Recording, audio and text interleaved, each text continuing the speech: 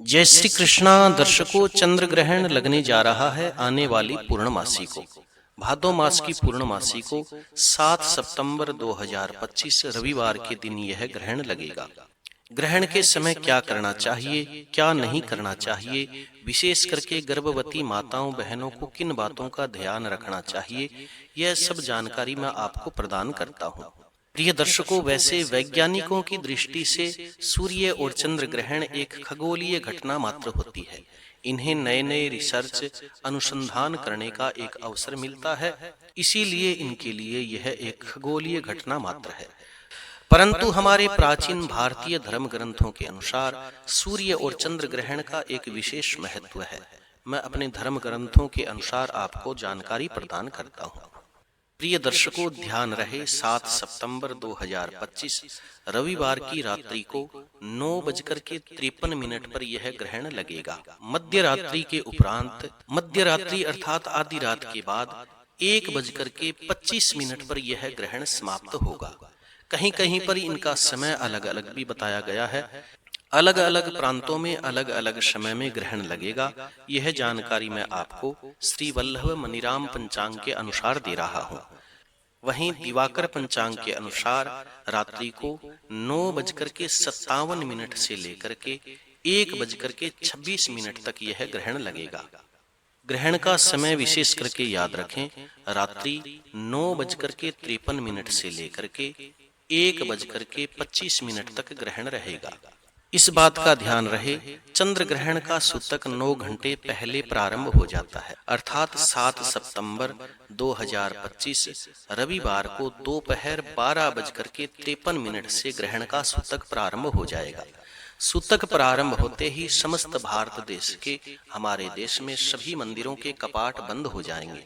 मंदिरों के कपाट बंद होने का कारण यह है कि सूतक काल और ग्रहण काल के अंदर कोई भी पूजा पाठ आदि कार्य संपन्न नहीं होता, मंदिर की मूर्तियों के दर्शन नहीं होते, स्पर्श नहीं किया जाता, इसलिए समस्त मंदिरों के कपाट बंद हो जाएंगे। ग्रहण काल रहेगा 9:53 से लेकर के 1:25 तक।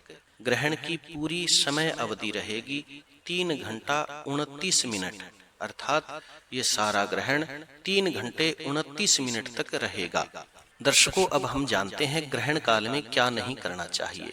ग्रहण के सूतक तथा ग्रहण काल में स्नान करना चाहिए, दान करना चाहिए, जप करना चाहिए, पाठ करना चाहिए, मंत्र जपना चाहिए, स्तोत्र का पाठ करना चाहिए, मंत्र सिद्ध करना चाहिए, किसी भी तीर्थ में स्नान करना चाहिए, भगवान का इष्ट देव का ध्यान करना चाहिए, हवन इत्यादि शुभ कार्यों का करना कल्याणकारी ग्रहण के समय बताया गया है। जो धर्मात्मा धर्मनिष्ठ लोग होते हैं वे ग्रहण समाप्त होने के बाद में दान देते हैं, तो अपनी राशि के अनुसार अन्न, जल, चावल, सफेद वस्त्र, ऋतु के अनुसार फल इत्यादि जो है, इन सब चीजों का संग्रह कर लेना चाहिए, ताकि ग्रहण समाप्त होने के बाद में अपनी राशि के अनुसार दान दिया जा सके। अगले दिन प्रातःकाल 8 जुलाई को सूर्य उदय के समय फिर स्नान करके संकल्प पूर्वक सारी इकट्ठी करी हुई सामग्री यथा योग्य ब्राह्मण को दान देनी चाहिए। कहा जाता है पुत्र की उत्पत्ति के समय, यज्ञ के उपरांत, सूर्य की संक्रांति के समय, सूर्य और चंद्र ग्रहण के बाद में रात्रि में भी स्नान किया जा सकता है। रात्रि में स्नान करने का दोष नहीं लगता। अब हम जानते हैं कि ग्रहण काल में और सूतक काल में क्या नहीं करना चाहिए। सूतक एवं ग्रहण के समय में किसी भी मूर्ति का स्पर्श नहीं करना चाहिए, अनावश्यक खाना पीना नहीं करना चाहिए, मैथुन नहीं करना चाहिए, निद्रा अर्थात नींद नहीं लेनी चाहिए, नाखून, बाल इत्यादि नहीं काटने चाहिए, तेलाभ्यंग अर्थात तेल मालिश भी नहीं करनी चाहिए, झूठ कपट नहीं बोलना चाहिए, वृथा अलाप नहीं करना चाहिए। यहाँ तक लिखा है कि मूत्र विसर्जन अर्थात पेशाब करने से भी परहेज करना चाहिए। ग्रहण शुरू होने से पहले ही खाने पीने पर नियंत्रण कर लेना चाहिए, ताकि हमें ग्रहण के समय, ग्रहण काल के अंदर पेशाब इत्यादि करने न जाना पड़े। परंतु वृद्ध लोगों को, रोगियों को, जो घर में बालक होते हैं उन्हें, गर्भवती माताओं बहनों को यथा योग्य भोजन, दवाई आदि लेने में दोष नहीं लगता। अब जानते हैं गर्भवती माताओं को किन बातों का ध्यान रखना चाहिए। विशेष करके गर्भवती माताओं बहनों को ग्रहण के समय में सब्जी इत्यादि काटना, किसी भी चीज को काटना छाटना नहीं चाहिए। पापड़ इत्यादि सेकना, रोटी सेकना, रोटी बेलना इत्यादि यह काम नहीं करना चाहिए। उत्तेजित कार्य कोई भी नहीं करना चाहिए, जिसमें जोर लगाना हो या मन उत्तेजित हो, ऐसा कोई भी काम नहीं करना चाहिए। इन सब चीजों से परहेज करना चाहिए। गर्भवती माताओं बहनों को धार्मिक ग्रंथ का पाठ करते हुए प्रसन्न रहना चाहिए ग्रहण के समय में। ऐसा करने से भावी जो संतान होती है गर्भ में, उसका स्वास्थ्य बढ़िया रहता है एवं संतान सद्गुणी होती है।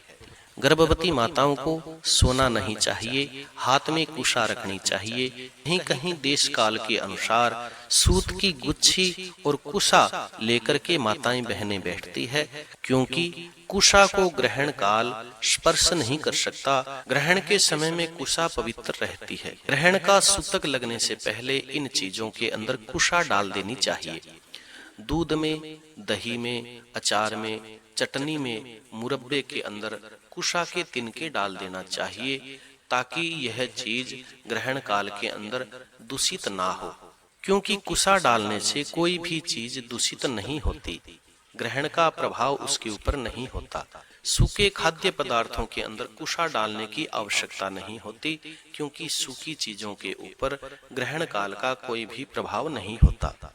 जय श्री कृष्णा। यह जानकारी आपको कैसे लगी कमेंट में जरूर बताइएगा। जो लोग इस चैनल पर नए हैं वो चैनल को सब्सक्राइब करिए, ताकि और आने वाले व्रत कथाएं, विधि, महात्म्य, ग्रहण इत्यादि की जानकारी आपको प्राप्त होती रहे।